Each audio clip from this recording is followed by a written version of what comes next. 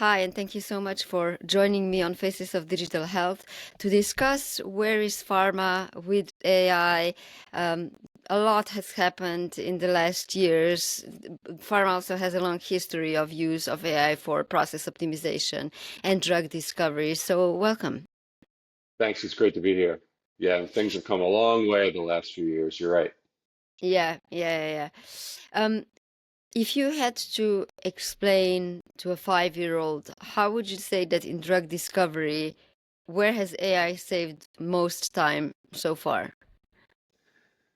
Yeah, I don't think well, now 9-year-old knows anything about what I do, but I would describe to a 5-year-old that artificial intelligence can help our scientists who work in the labs do things faster because machines can learn about history better than humans can and don't have limitations to how much information they can process.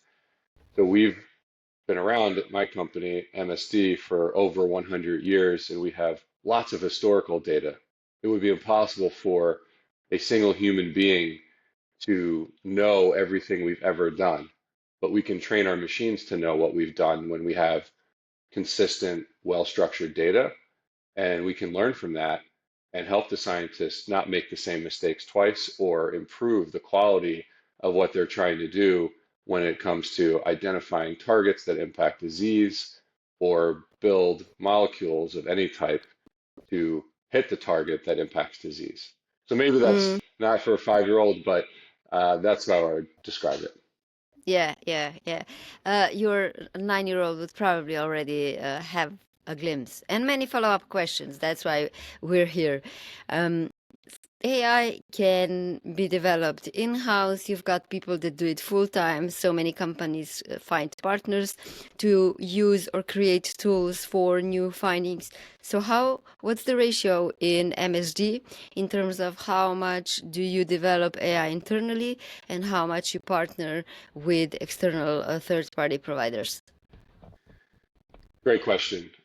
I don't have an exact percentage, but I would say that we bring in talent that have experience in computational science and wet science, you could think of in the laboratories themselves.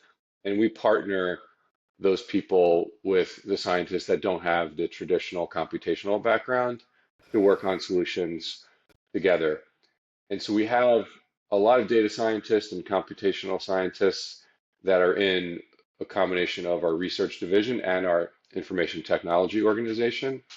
And we think about when there's a technical endpoint, the technologist should drive the solution. When there's a scientific endpoint, the scientist should drive the solution and build the solution. And the area of overlap is growing more than ever, where the shadow organizations that existed in the past that did work that was specific to a function that was supposed to provide that, the lines have been blurred quite a bit. And so you could tour my labs in MSD and sit down next to someone in the information technology organization that's a data scientist or a data scientist in the research organization, and you probably would not be able to tell which one works where. And that's intentional based on our design. Hmm. So we do have a lot of internal talent that we've been growing substantially the last several years. We have a structured program with very specific goals on talent, but we do partner. To get back to your question of partnership, buy versus build, we have all sorts of partnerships. Sometimes we do partnerships with companies that are more tech enabled or have science and technology capabilities that are more advanced to do work on a specific drug target. And we have goals and we collaborate. Sometimes we'll bring in a technology from the outside and make that available to our workforce so that they can do their regular jobs better or answer highly complex scientific questions more easily than they could before. We'll sometimes buy software, sometimes we'll do business development partnerships, sometimes we'll build together and co-build solutions with other companies that have different kinds of talent or that we just need to augment our existing staff to build something that's innovative or experimental before we can commoditize it a bit. Mm-hmm. Given that MSD is a global company, how do you deal with data and the solutions that you use, given the different requirements in terms of how data should be treated, anonymized, and shared in different geographies? It is a real challenge. We are highly regulated and, of course, work to comply with all the regions and countries that we operate in. In the earlier space, it's a bit easier for us because we're more US centric in terms of where our data is generated or where our data are generated. Data are plural. I always remind people of that. It's easy to forget.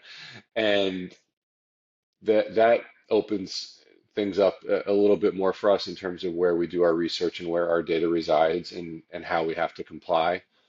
As you move further down into global clinical development, now we're operating in many countries, more than 60 or 70 countries, and we have to handle that data very carefully, as you described. And ultimately, there's certain things that you have to bring all the data together to understand safety signals or efficacy.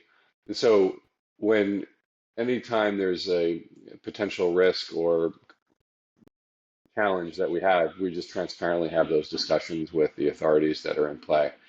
But it is an increasingly complex space to navigate because where the data sit and how they're used is becoming more fragmented in terms of the way in which it's being regulated. And it's understood as to why these policies are put in place, and we're constantly just making sure that we're doing the right thing. Mm. How would you describe that generative AI has impacted the drug discovery and the way you operate at MSD? Like, where's the biggest impact so far? I think there's a spectrum of solutions that we've embraced, some that are just on your desktop.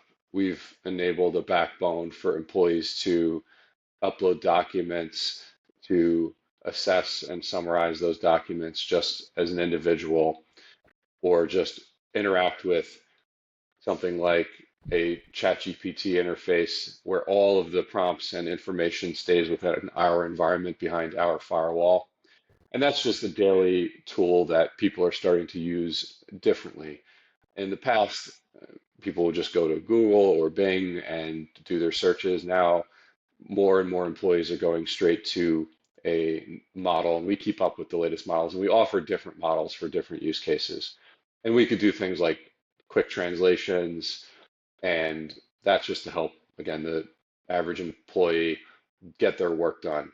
But that's not reclaimable efficiency. That's just modernizing how our workforce operates. We've, on the other side of things, we've built solutions that allow us to have better insights on the external landscape of science. And those are proprietary confidential solutions that we've built and we believe gives us a competitive advantage because in the world we live in today, the data and information that's coming out and the ways in which it's coming out is really hard to keep up with.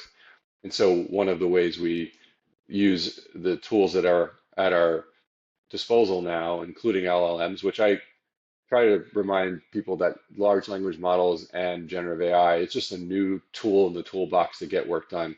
We still do a lot of data engineering and data deduplication. And so we can combine knowledge and information through high quality data engineering and then assess that information much quicker with AI and Gen AI and LLMs. And that can extend into all sorts of ways in which we've historically just manually done things with armies of people to read and understand competitive landscape and understand the global competitive landscape and understand patents and things of that nature. So that's an example where we're using LLMs and Gen AI as a part of a suite of tools to get better information so that we can partner better and be aware of things before our competitors, which is really important. And that's not Mhm. what you hear a lot about in the public domain. It's there's a lot of AI solutions that we've developed that we believe are best in industry as well in the authoring space, where we can author protocols, clinical study reports, and parts of the common technical document, which can get our medicines to patients faster. And that's close to value. And I'll work backwards in a minute, but the closer you are to getting a product to the patient and to the market, and you can measure the impact of the tools that we're building, that is real tangible near-term value. Mhm. And that is why we focused some of our efforts there, because that's important for us as a company, as well as the patients we serve. And when we go back into the earlier space where we think and know that AI is having a really big impact, the challenge is you're still going to be in some cases a decade away from getting those products to patients. We're identifying better targets based on knowledge graphs and other technology that's out there and information that's coming together. We have better insights into what's impacting disease. And it's not just the AI technology, but technology at large.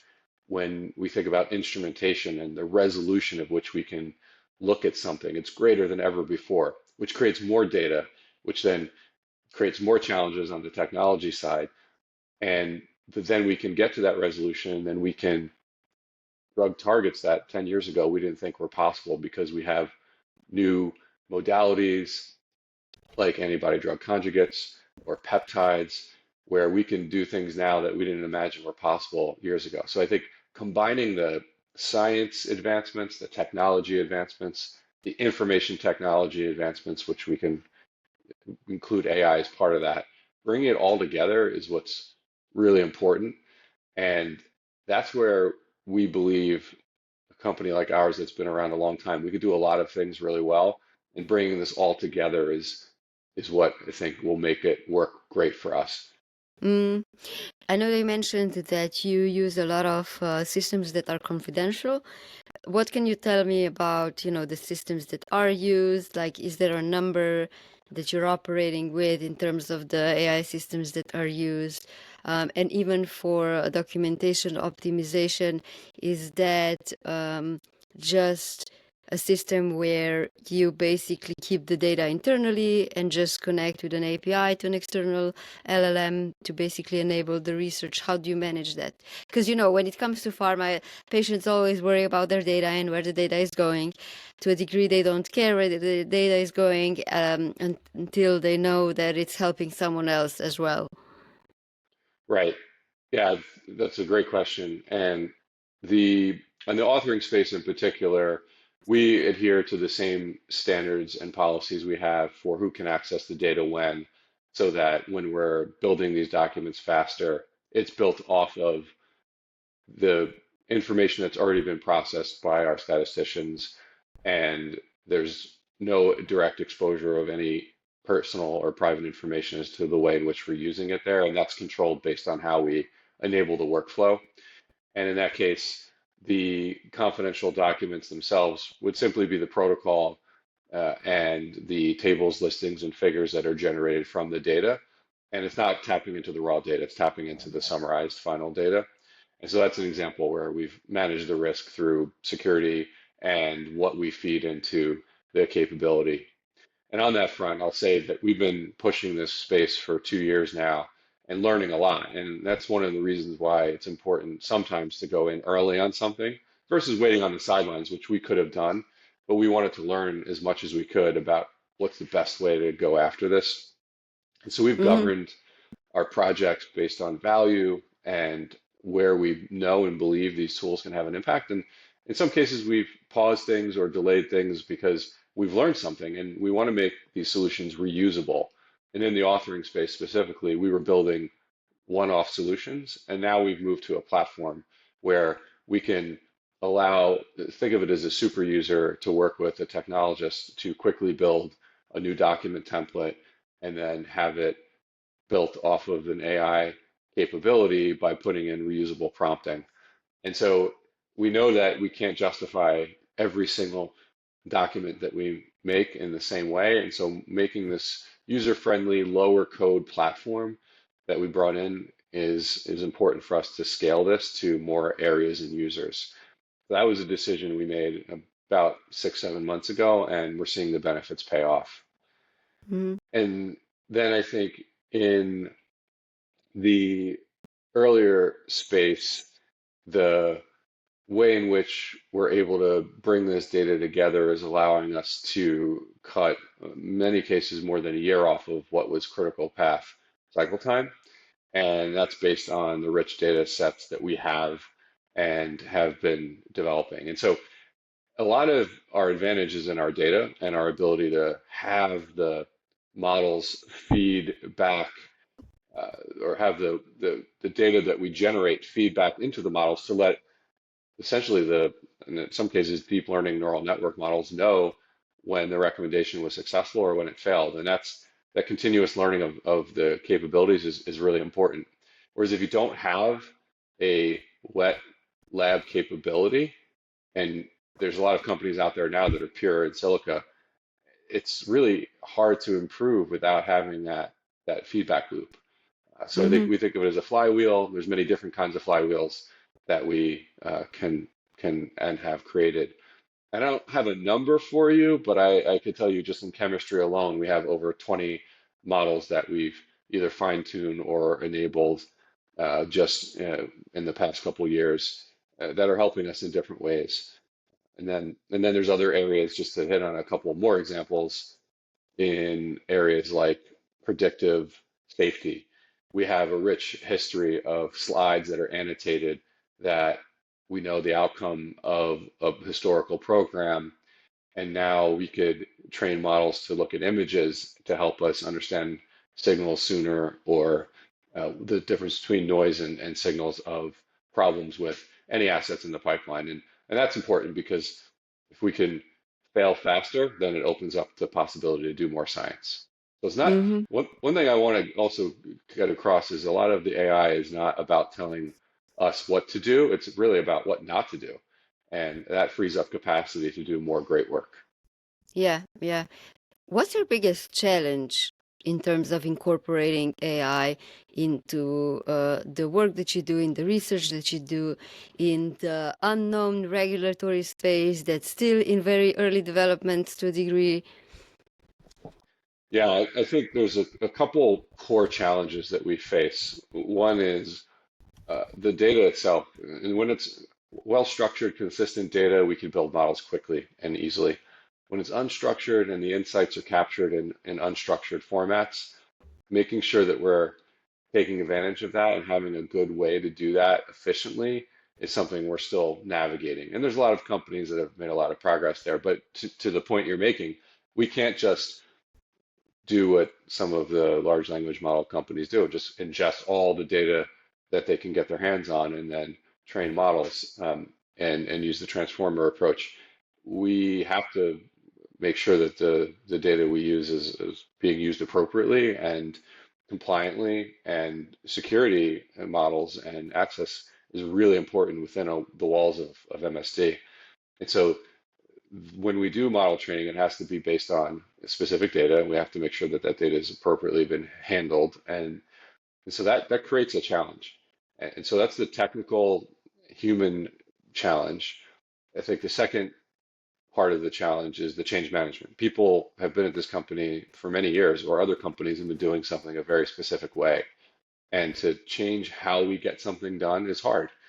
And it's the balance. You want subject matter experts to help you co-build and co-create great capabilities, but quite often we find that we're just automating or streamlining something that needs to be rebuilt entirely. And I use this example in a presentation somewhat recently where we may complete 5 steps, A to B to C to D to E. And when we look at that from a historical automation perspective, people are saying, how do I automate A, B, C, D, and E? When really, with today's world, you may be able to go straight from A to E altogether, or invent an entirely new way to get it done. And so we've tried to focus on the outcome and then work backwards to understand how can we achieve the outcome. And in some cases, it makes us rethink our processes. So technology is great and it's come a long way, but business process needs to come along with it. And anytime anyone's looking to implement a new foundational or innovative capability, the business process needs to be looked at carefully. Otherwise, you could easily just throw technology at inefficient processes, and that actually will magnify your inefficiency and create a bottleneck elsewhere. Mm, speaking of cultural change and the need for upskilling, how has the workforce inside MSD changed for that? What kind of profiles are you still looking for when it comes to, AI? Yeah, that's one thing that is hard because everybody learns differently. Some people learn visually, some people learn through watching videos, some learn by doing, some learn by reading. What we've tried to do is offer multiple solutions. We have a platform that is available to everyone that offers external trainings like things from Coursera or LinkedIn Learning, where you can go in and search for anything you want and bookmark it, watch a video, you could take a test. We can incorporate some internal trainings in there as well. So it's a pretty good user experience that's mobile and can be leveraged. And there's been a lot of uptake there. We've done a lot of workshops uh, where we've hands-on senior leader workshops to make it real. It's easy to say, we can do something with a new technology. But when you actually do it and see it yourself, we found that from a top-down perspective is super helpful to get people excited and to understand things. And I always push for demos over slides because slide you can create anything in a slide deck. The potential is limitless. But when you actually have to build something that works, it's very different and gets people more interested in what is possible. So I think, Yeah. yeah, If you I like that, you went above in the expectations, above the PowerPoint and just the ideas. If you one interesting thought in a tender process I heard a software provider once say was also that demos can also survive everything, when you just have to make sure that things look like they're working. But that's just a side note. At the end of the day, I guess it's all about getting your hands dirty and understanding how technology works. That can kind of disperse some of the fear from using these things.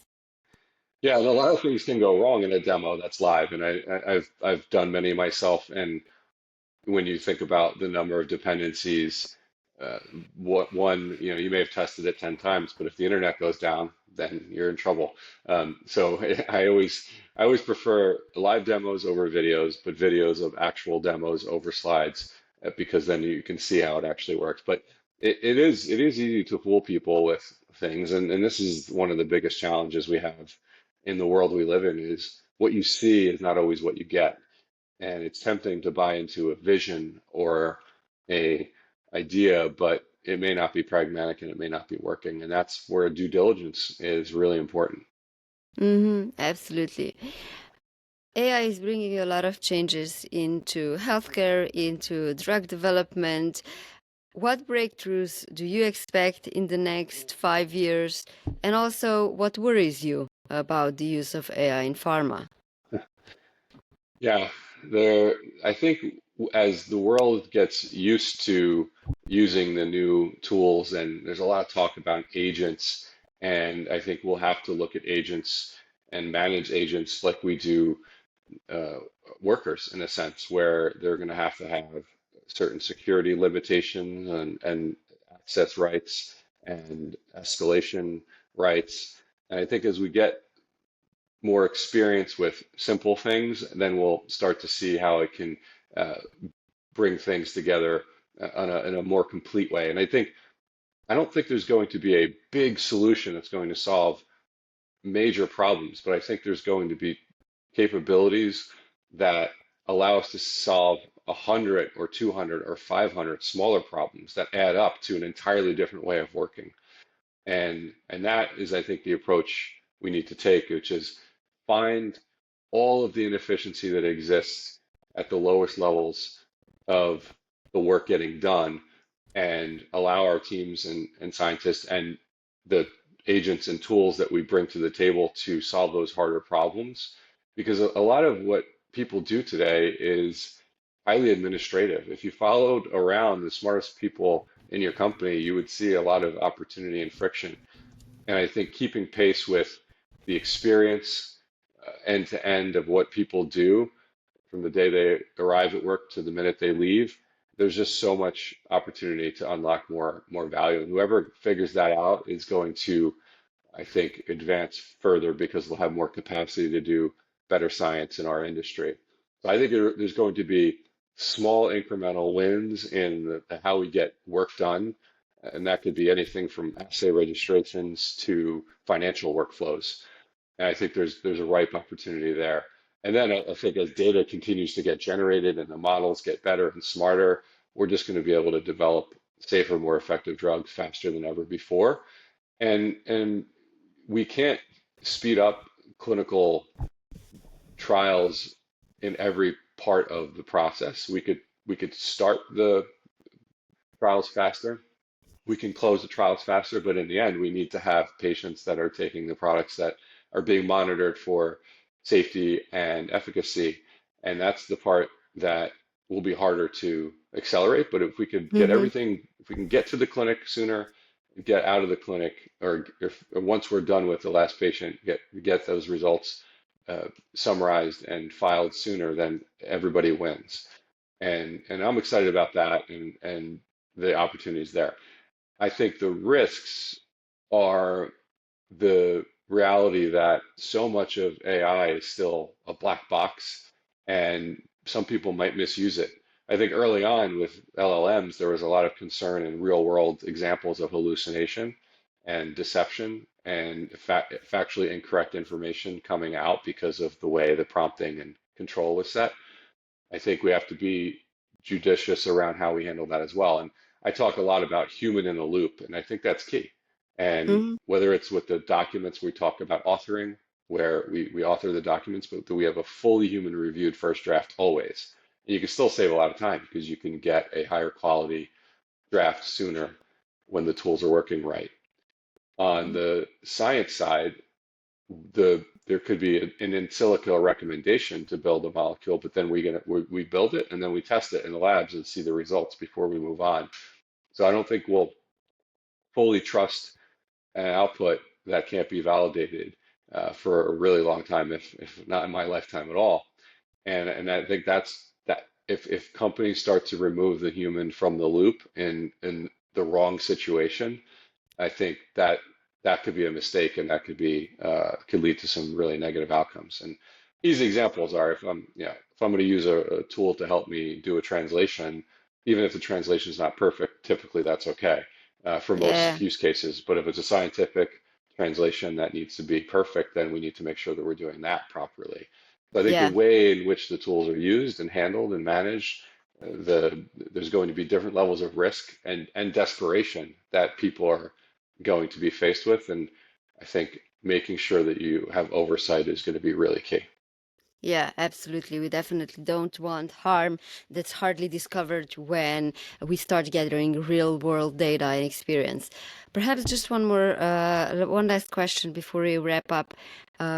One uh, area of optimism in just data in general and AI is also the use of and development of synthetic data for the availability of findings for broader populations than the data that we currently have. And secondly, using AI to figure out how the existing drugs could be repurposed for other indications. How much are you looking into that at MSD? Yeah, I think the on the first piece, I think patient finding that is a real opportunity for us, and I think there's been great advancements with biomarker work and ensuring diversities in clinical trials to make sure we understand the full range of impact that products can have on people with different backgrounds and genetic makeup. And I think in the clinical space in particular, that's an opportunity to help us find the right locations and the right patients faster. And that goes back to my comment earlier around there's ways that we could start trials faster and find better patients sooner. And data is going to be a key unlock for that. And that's something that the industry, I think, is pursuing and we are pursuing. Mm-hmm. In the ideal world, as soon as you approve a protocol and write the protocol, it'd be great to have all your patients ready to go. And that doesn't happen today. It takes us, in some cases, years to enroll phase 3 trials. So anything we can impact there would be great for the for our company and patients. On the second part of your question, can you remind me what the second part was? No, just about synthetic data and repurposing of medications. Yeah, sorry. So on the repurposing question, we see a lot of companies trying to do that, where the there's drugs that are out there. We know the safety profile.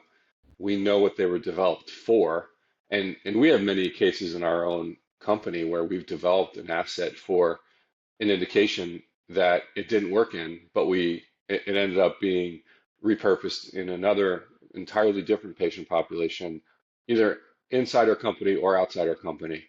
And I think that there is some value there. And the reason so many companies have tried to do that with public data and private data is because then you're so much closer to value and impact. And it goes back to my earlier comment. If we're impacting things in the really, really early space, you still have 5, 6, 7, 8, maybe 10 years before you will see if that product works. Where if you have something that's gone through all of the safety testing and we have human PK, PD data, and you believe that you should be pursuing diabetes instead of cancer, well, that could be really impactful for that asset that was just really targeting the wrong place. And we've seen that less through AI, but more through, I think, human intuition. But as we unlock more knowledge and data, that will be something I think will continue to be possible. And I think our rich history of discovering and developing assets could give us an opportunity there, but still early in terms of evidence of that. Mm-hmm. Yeah, absolutely. Well, Matt, thank you so much for taking the time for this discussion and sharing all the insights. Great to be here. Thank you for having me.